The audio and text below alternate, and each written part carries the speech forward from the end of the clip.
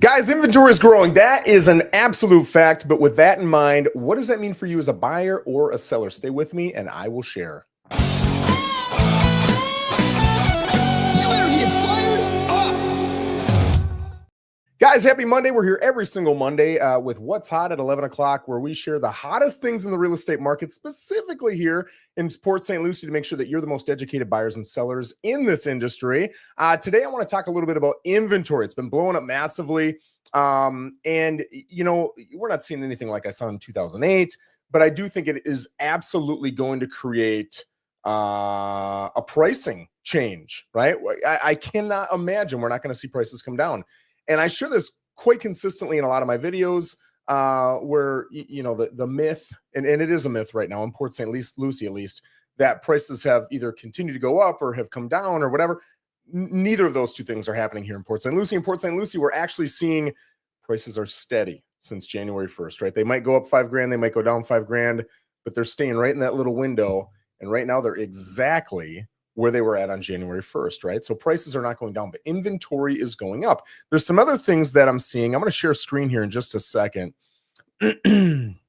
Let's do this kit right here. Boop.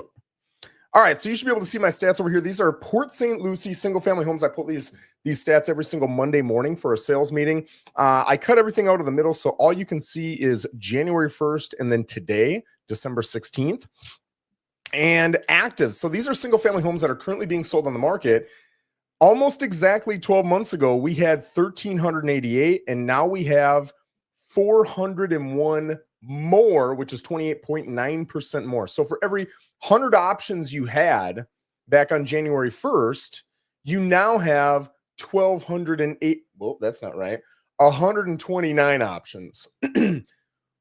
Well, let's just keep going from there, right? Let's put it into different price points. Up to 500,000 is from 847 to 1119. That's a 32% increase, whereas 500,000 plus has actually grown from 540 to 678. That's a 25.6% increase. The median asking price really hasn't moved. I see it's gone from 469.9 to 466.9. But you'll see some months it goes, you know, kind of like what I just said. It's plus or minus about $5,000. It really hasn't moved a whole lot, down 0.6%. And asking price really doesn't mean a lot anyway. People can ask anything they want for their homes. I see a lot of people who've got $400,000 homes asking $450,000. It just doesn't matter, right? Sold price matters. Asking price, I put it in there because people ask, but it's the most worthless stat on this whole thing right here. So anytime you're going to have more inventory, generally speaking, assuming sales have stayed the same, it is a good sign for buyers. Not only in that you have more opportunities, but you also have the ability to think, right? You weren't able to really think in 2021. I'm not kidding you. I would show homes and I would say, guys, if you like this house, they've got 4 offers. They're closing down offers in 3 hours. It's going to take me probably 3 hours to get home, ask you for the data, get your email, write the offer, everything else. You're going to need to immediately get an offer in, and it's going to need to be at least 10 grand over, and you're probably not going to get an inspection, and just the craziest things you've ever heard. But you didn't have a choice. I mean, your only other choice was don't buy. If you wanted to buy, that's who was winning the offers. And you might say, well, I will never do that. Well, cool. Then you wouldn't have a house in 2021. It was crazy. Now people can breathe. And I'll tell you, as much as I love selling homes and every realtor does, it's nice to see that people can think about the purchases they're making. These are big purchases. I don't want anybody making a purchase without having a little bit of time to think. So you've got more options. You're able to actually think about it. Now, the third question that pops up is, am I going to get a deal? We just had this discussion in our sales meeting this morning. And one of the questions that was being asked was, hey, the median asking price is $466.9, but the median sales price is $420. That's a $46,900 difference. Are people taking, that's almost 10%. Are people taking a 10% haircut on their properties? And the answer is no. Those asking prices, if you actually look at 380 right here, right? You're not able to see my calculator, but I'm going to pull a calculator up. We're going down to solds here. 380 solds in the last 45 days. Okay. Whereas when we look at up to 500,000, there's 301. You might say, hey, 301 and 383 don't equal 380. That's because it's probably four of these sold for exactly 500,000. So they were counted in both categories, right? But it's pretty close. It's close enough. 301 sold up to 500,000 compared to the 1,119 that are for sale.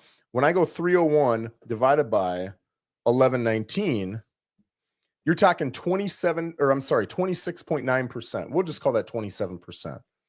27% of the up to $500,000 homes are selling. All right. When I take 83 and divide it into 678, that number decreases quite dramatically. That's not true. What did I do there? 678. Is that right? Holy smokes. To 12.2%. Meaning 12 point, that's not right. Is that right? My gosh, that's correct. That's crazy. Meaning 12.2% of that price's homes are selling. So when you look at median asking price, those higher priced homes are sitting longer on the market. And so when it comes to calculating medians, it's going to raise that. It's not because people are getting a haircut or anything like that. It's because higher priced homes aren't selling as much and lower priced homes are selling at a greater rate. And you're always going to see that. Even in a hot market, lower priced homes are going to go faster more often because that's what most people can afford. Most people make $30,000 to $60,000. Household, most people are making $60,000 to $80,000. That's most people. So most sales are going to be in that $300,000 to $450,000 range, not the $600,000, $700,000, $800,000 range.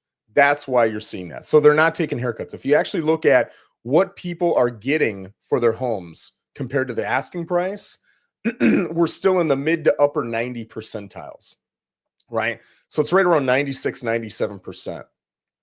So that's roughly $3,000 to $4,000 for every 100,000 asking. So on a $500,000 home, you might be able to get a $15,000 to $20,000, dollar haircut. But you're not going to get 30, 40, 50 usually. Now, why? That's the question. We talked about that this morning. And I talked about 2008. Sales plummeted. Why did sales plummet if it was some of the best priced real estate in history, right? Compared to where it was a year, 2 years, 3 years, 4 years ago. And the reason is you couldn't get the two sides together. The seller said, hey, I bought this for, I don't even remember what prices were back then. I think the average price point when I sold in St. Cloud, Minnesota was probably 165 to 170.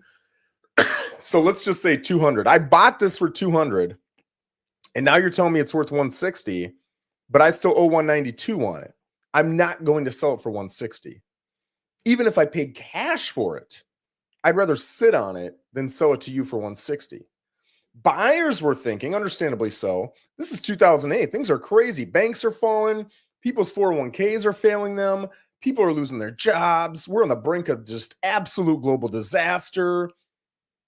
There's no way I'm going to pay you more than 160 for your $200,000 home. So buyers weren't budging. Sellers weren't budging. And what happened? Nothing. Nothing happened. No sales happened. It was incredibly rare. In fact, there was a point where I had over 30 listings, 30 for sale properties, and I might sell one or two a month. That means, let's just say I was selling one a month and I had 30, not 38, 39. That means I had 29 upset sellers whose properties weren't selling. And we were under comps. Wherever the comparable sales were, we were maybe $5,000, $10,000, $15,000, $20,000 under. It didn't matter because people wanted $50,000, $75,000, $100,000 under. And my sellers could only stretch so much mentally. I mean, literally, could they come down? Sure. But they were like, there's just too many reasons not to come down 50, 75, 100 grand. I'm not going to. So they wouldn't. So we weren't seeing those two sides come together and say yes. All right. I'll tell you, back in 2021, this is a guy who at one point had over 30 listings in Minnesota. In 2021, I don't think I ever had more than 3 active listings. Maybe, but 3 is probably, that's when I was peaked out with listings. Like, oh my God, why are they sitting so long? They've been here for 6 days. It was crazy. Now, there was a time where I had double digits listings under contract, right? I had maybe 12 listings, but 10, 11 of them were under contract because they were selling so quick. But back in 2008, I would have 30 some listings and maybe one, maybe two on a good month would go under contract. It was crazy. This is not 2008. These numbers are not anywhere similar to that. But what I'm trying to point out is why we're seeing this increase of actives up to 28.9%. But when you look at solds, and we haven't even gotten this far yet, over 45 days, we had 442 solds in 45 days a year ago, and now we see 380. In fact, this is the lowest 45-day total since January 1st. We're down 14%.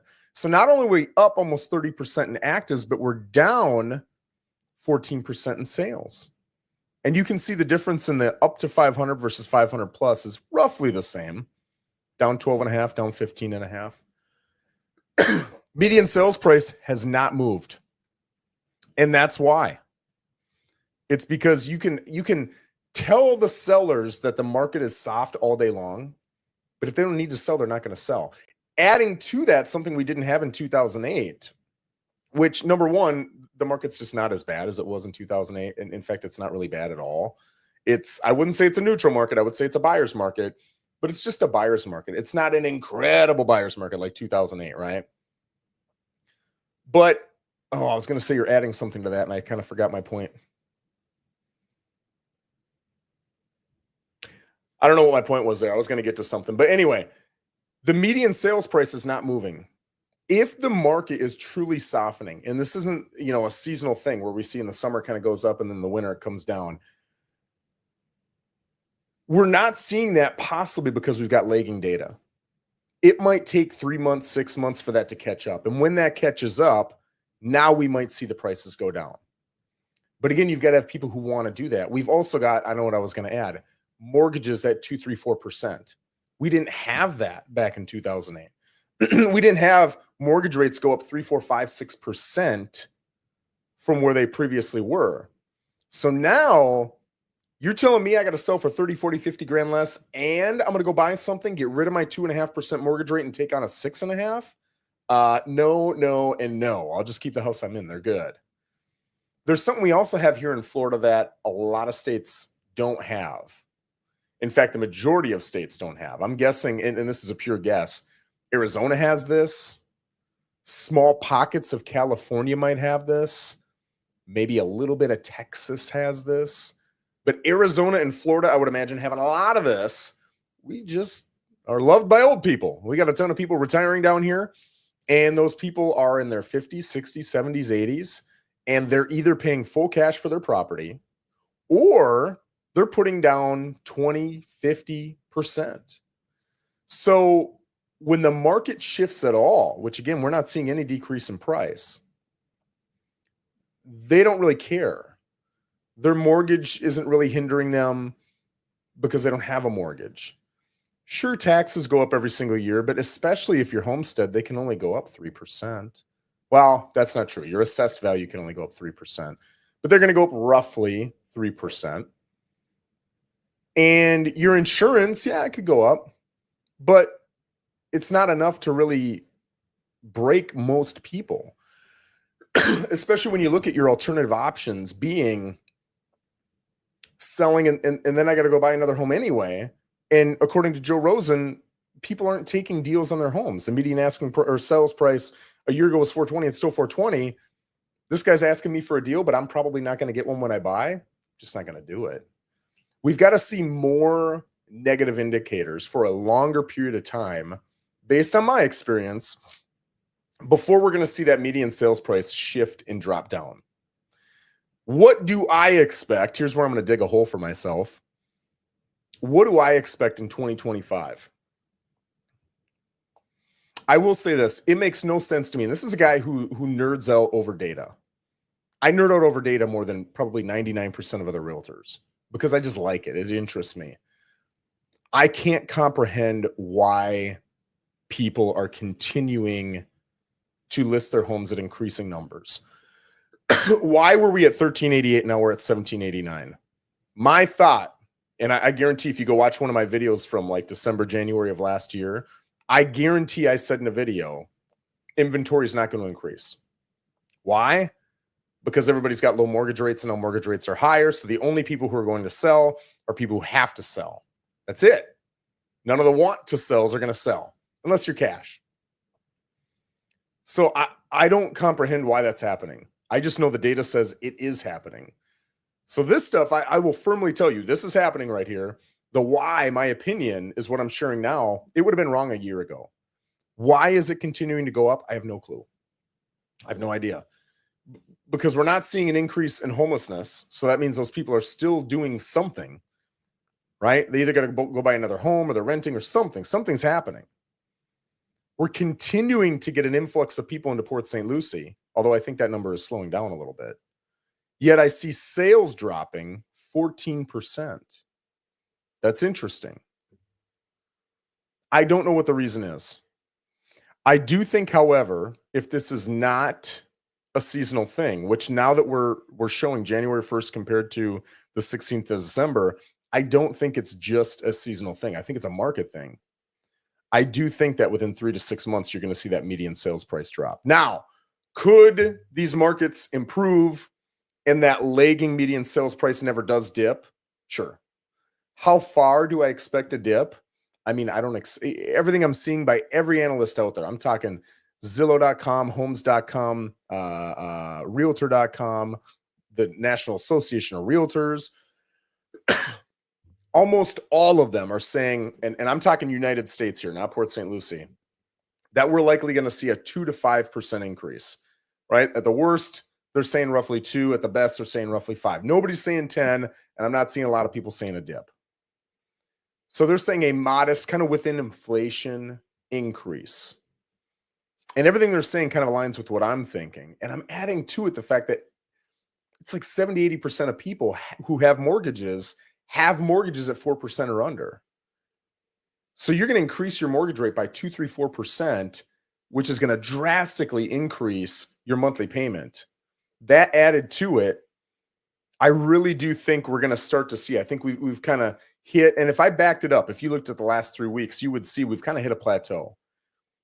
1789 is actually a little bit lower than last week. It kind of hit a point and now it's plateauing. It was going up, and now for the last 3 weeks, it's kind of plateaued. I'm guessing we might get into the 1800s. I bet it doesn't go above 1900. And I do think sales will come back for a slew of reasons that I won't bore you with. But I'm guessing, again, we'll be back in the 400s before the end of January. We'll see if I'm accurate. And I bet you this summer we'll break into the 500s. Now, this summer, 2024, we actually broke into the 600s. There were some 45-day cycles where we had over 600 sales. I don't know if we'll get that high this year, but I think we'll get into the 500s. And that's saying something. So anyway, there's some data. I appreciate you nerding out with me. Not a lot of people will probably stick through this because I'm an analytical dork, man. I love seeing all this stuff.